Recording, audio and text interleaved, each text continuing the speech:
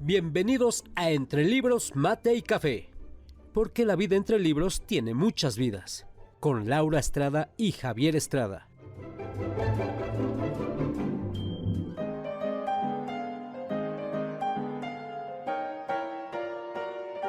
Entre Libros, Mate y Café advierte que las opiniones vertidas en este podcast son de ávidos lectores a quienes les encanta compartir lo que leen.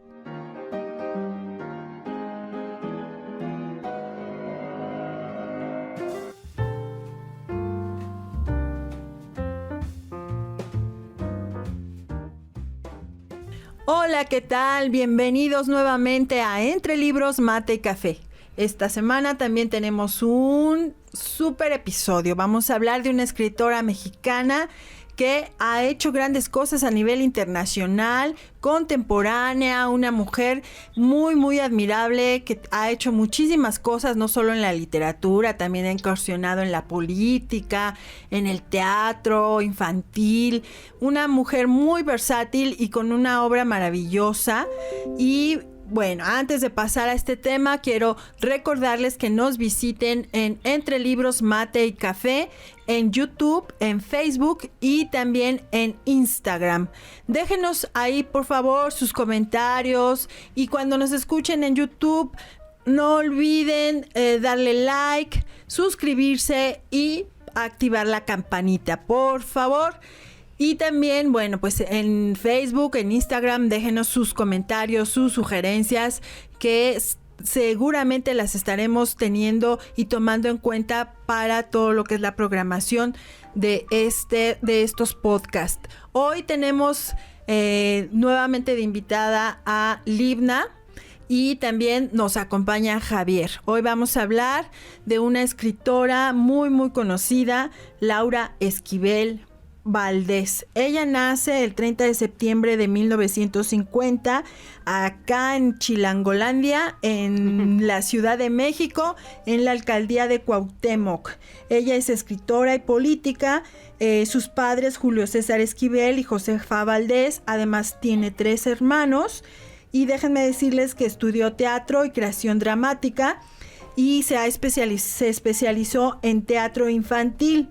También estudió la licenciatura en educación preescolar y, bueno, ha sido instructora de taller de teatro, de literatura. En algún momento fundó el Centro de Invención Permanente para dar talleres para niños. Se casó por primera vez con Enrique Martín y por segunda vez con el muy conocido Alfonso Arau.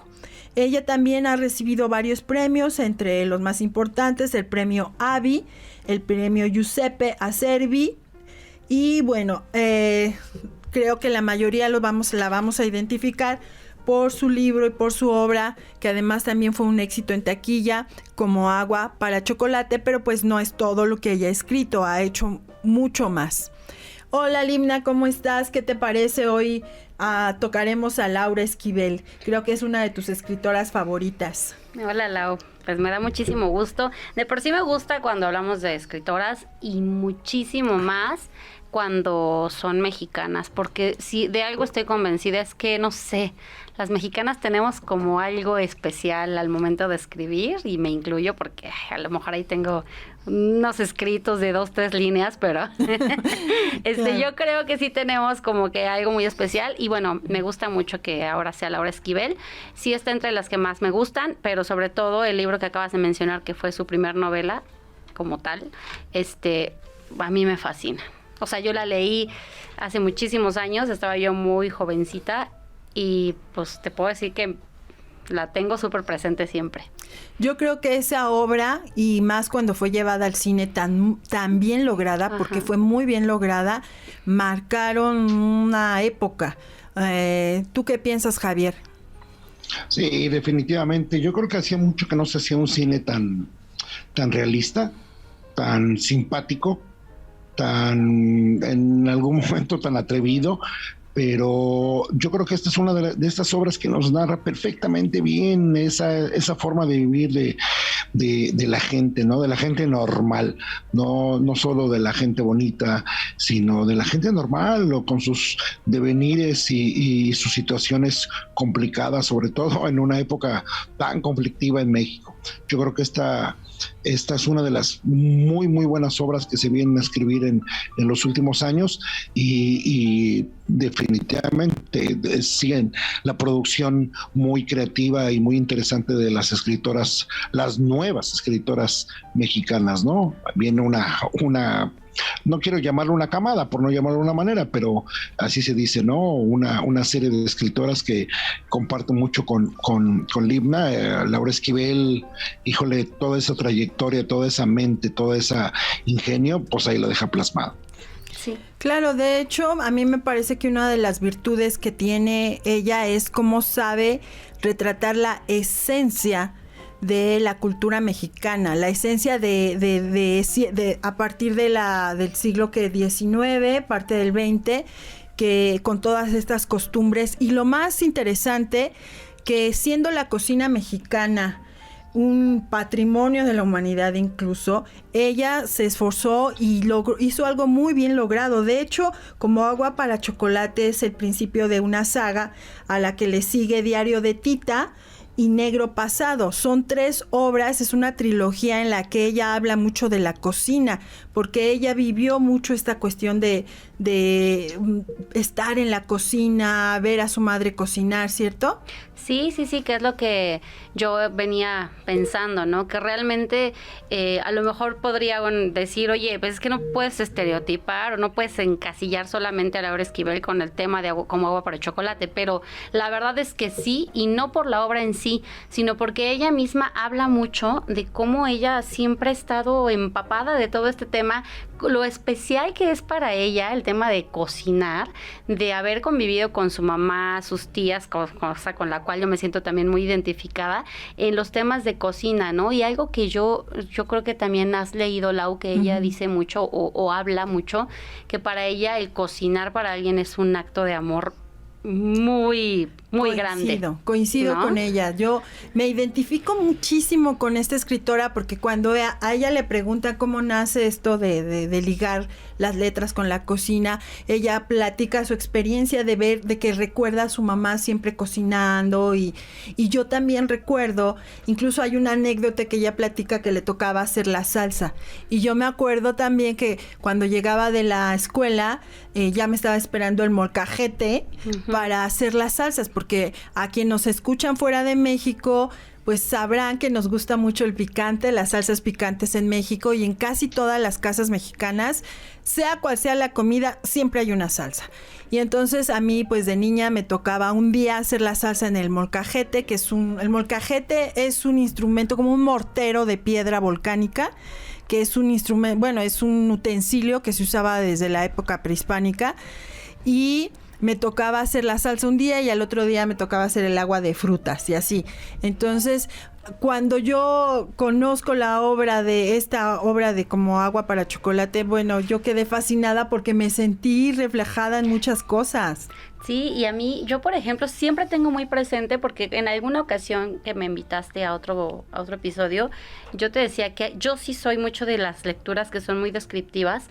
Laura Esquivel dice que ella tiene una imaginación, bueno, y yo creo que todas las escritoras, pero yo creo que específicamente ella tiene una imaginación muy grande, ¿no? Y yo también considero que al irla leyendo, yo soy de esas personas que me voy imaginando paso a paso. Y me acuerdo perfectamente el día que me tocó leer, o la noche que me tocó leer el capítulo donde hablan del caldo de colita de res.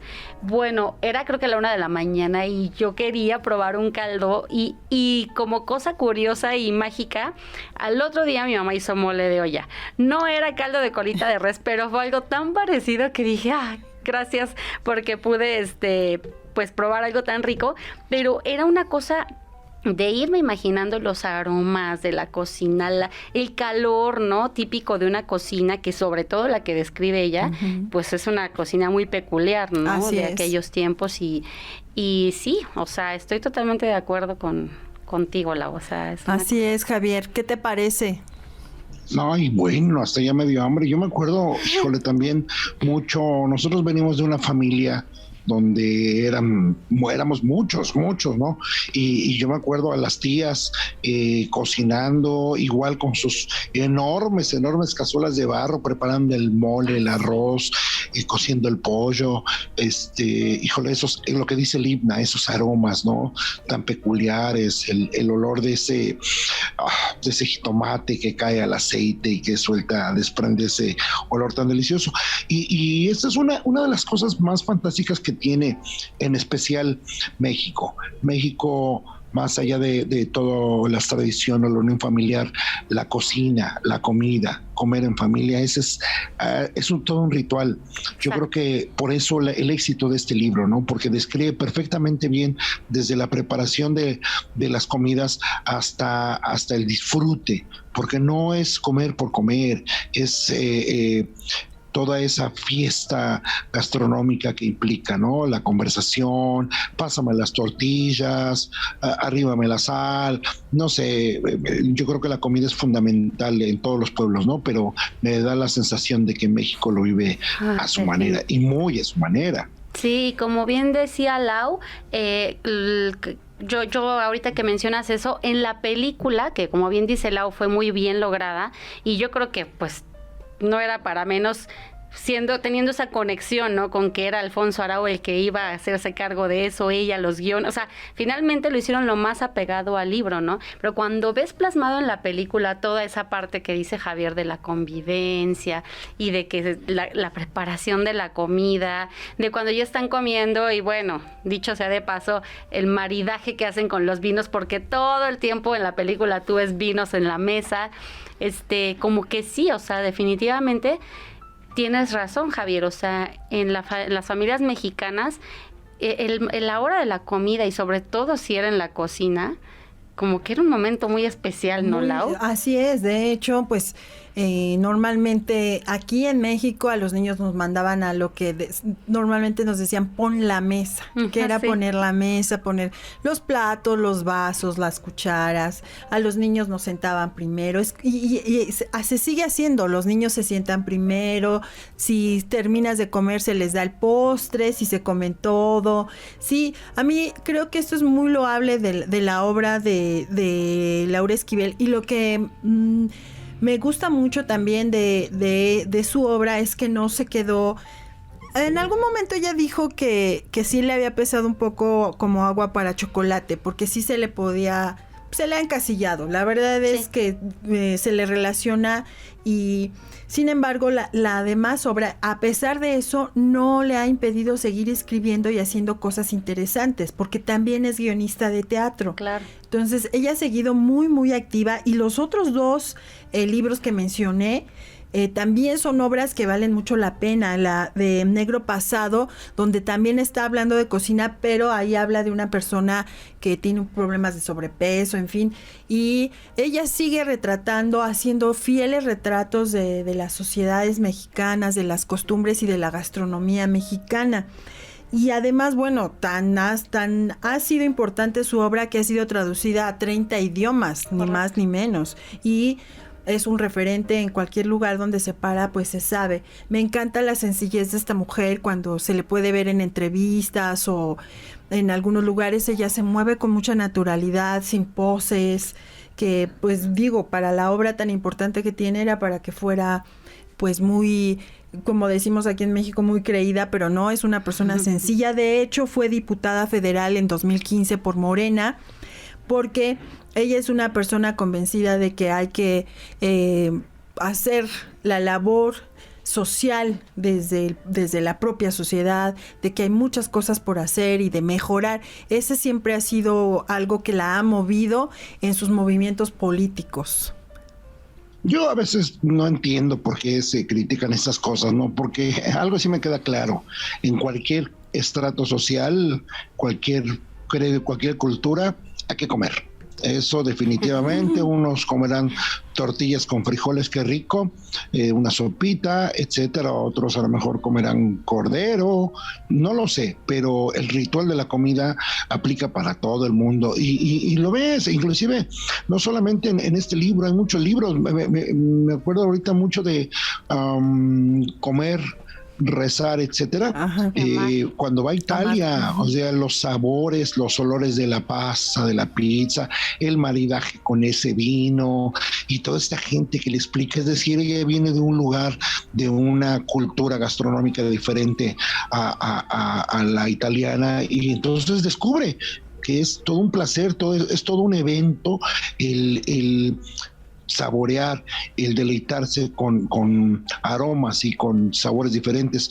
Yo creo que se me hace hasta poco la narrativa acerca de las costumbres de México, ¿no? Así como en este caso lo hace Laura Esquivel en Como Agua para Chocolate, que te da una lección así bien detallada de los platillos, ese platillo con los pétalos de rosa, no sé, de pronto a veces no alcanzamos a valorar el enorme acervo gastronómico que tiene México, desde la comida que se vende en Tijuana hasta Mérida, ¿no? Pasando por todo el país, hay una enorme variedad en sabores, en picores, en pescados, en carnes. Híjole, ¡ay, qué rico! Claro, es que la diversidad que tenemos, somos de verdad un país muy rico en diversidad de climas, diversidad silvestre, vegetal.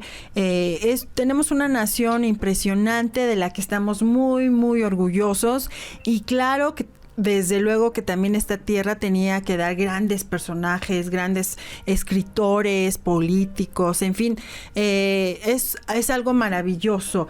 Y bueno, lo increíble y lo padre de esta escritora es la capacidad que ha tenido descriptiva, no solo de captar la esencia, sino de describir todo esto. Efectivamente, las cocinas mexicanas, el sentarte con los abuelitos, porque aquí todavía se acostumbra que los abuelitos vivan en casa, y entonces te preparan, si hace frío, sabes que te van a ofrecer tu chocolatito caliente con churros, o si hace calor te espera un agua fresca de sandía.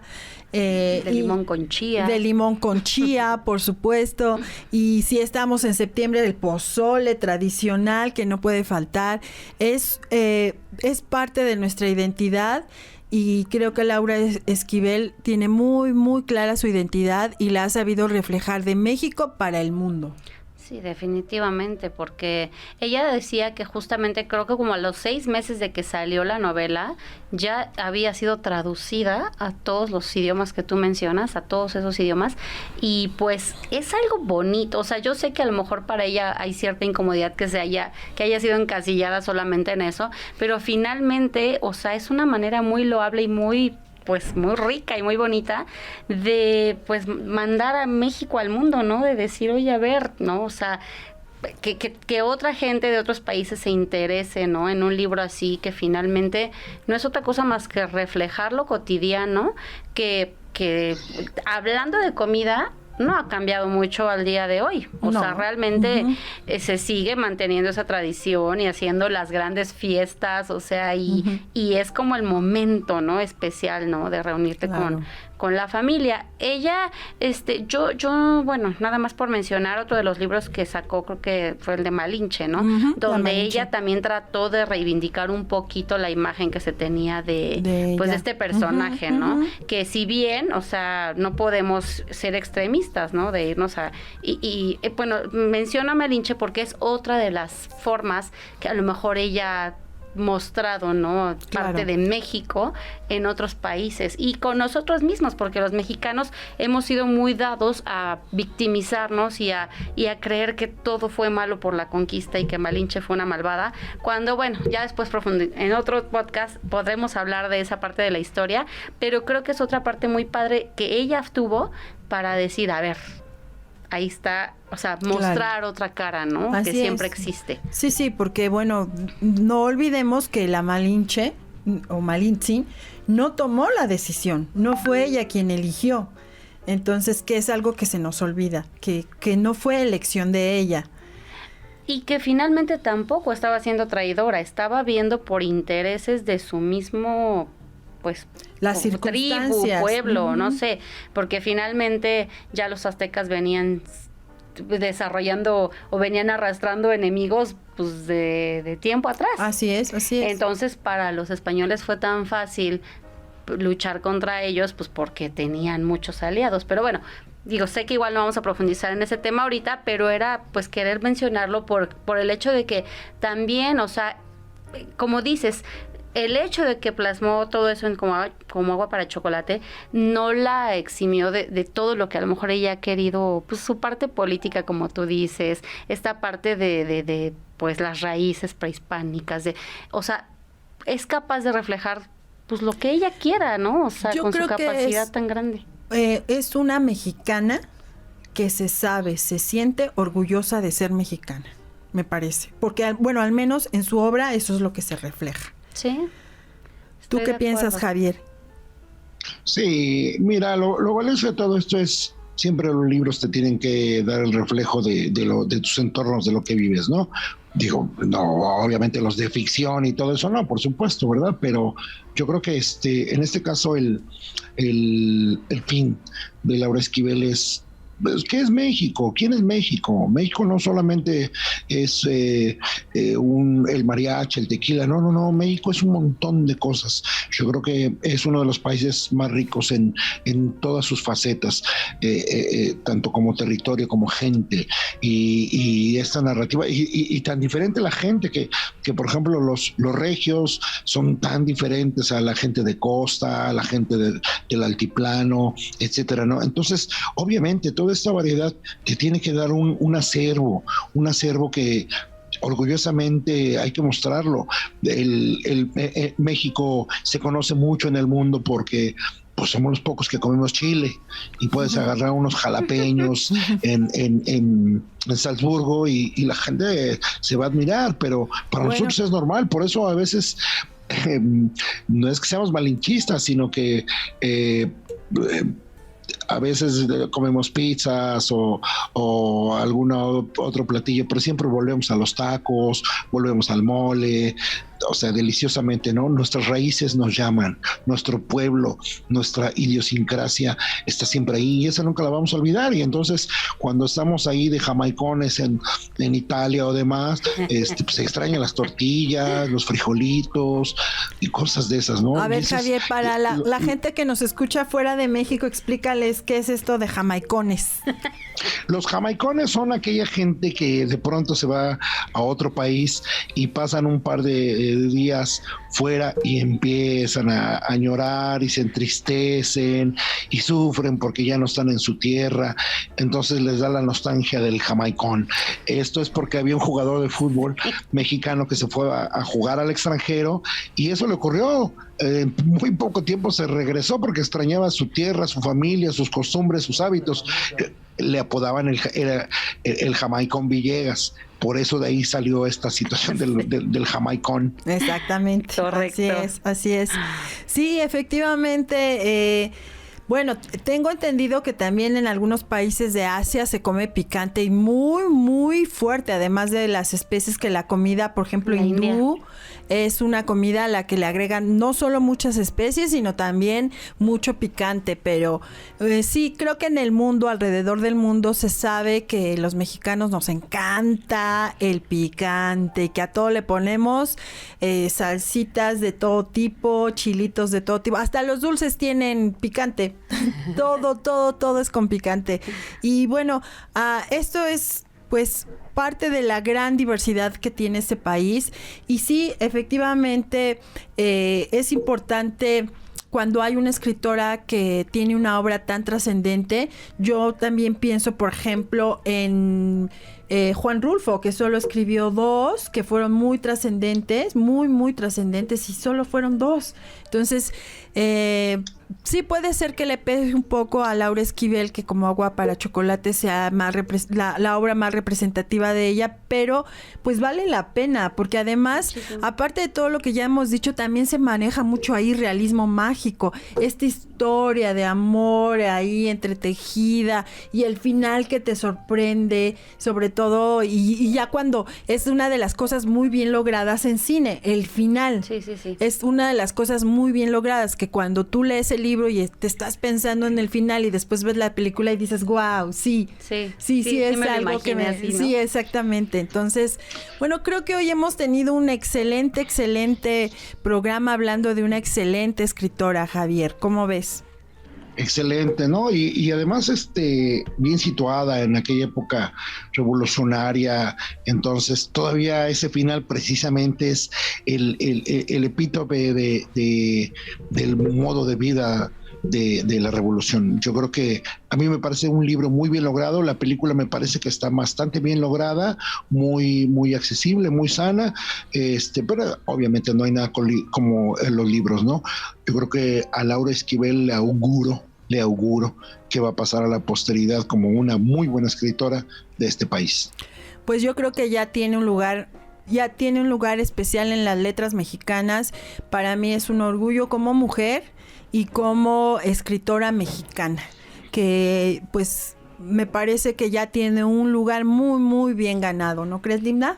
Definitivamente sí, o sea, bueno, por lo menos aquí en México yo creo que todo el mundo sabemos quién es, y si no lo sabemos, pues ya es buena oportunidad para conocer un poquito más de su obra. Sí, quien no haya leído Como agua para chocolate, no se queden con la película, vayan al libro, lean el libro y lean toda la saga, lean el diario de Tita también, que es la continuidad, y lean Negra Noche, ¿sí? No, perdón, Negro Pasado, discúlpenme. Entonces, bueno, lean estos 3 libros porque son una saga y hablan de más o menos el mismo tema. Bueno, pues creo que por hoy ha sido suficiente. Les agradecemos mucho a nuestros amigos de Switch Podcaster, que nos hace siempre posible que esto salga con la mejor calidad. Y también los invitamos a que nos visiten en nuestras redes sociales como Entre Libros, Mate y Café, en Facebook, en Instagram y en YouTube. Y les agradezco, Javier, te agradezco, Libna. Gracias. Y nos escuchamos en la siguiente. Recuerden que la vida entre libros tiene más vidas.